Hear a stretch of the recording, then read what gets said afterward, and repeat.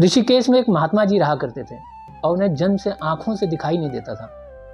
वो रोज़ सुबह उठते, भगवान की पूजा अर्चना करते, लेकिन शाम को नियम से ऊंची ऊंची पहाड़ियों में जाके सैर जरूर किया करते थे।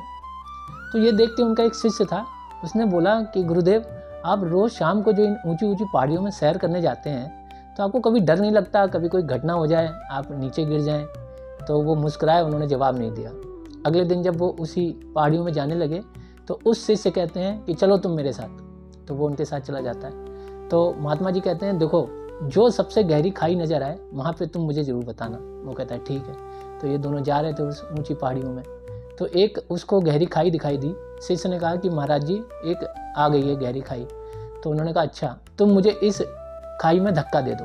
तो उसने कहा प्रभु, आप कैसी बात कर रहे हैं, मैं आपको धक्का तो दे नहीं सकता। उन्होंने कहा नहीं, तुम्हें धक्का देना पड़ेगा। लेकिन वो माना नहीं।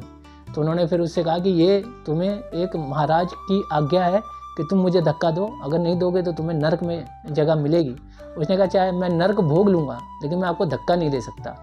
तब महाराज जी मुस्कुराए और बोले कि तुम एक छोटे से प्राणी होकर जब तुम मेरा कोई बुरा नहीं कर सकते, तुम मुझे धक्का नहीं दे पा रहे हो, तो मैं जिस पे विश्वास करता हूँ, जो मेरे आराध्य हैं, मेरे प्रभु हैं, वो मुझे कैसे गिरने दे सकते हैं।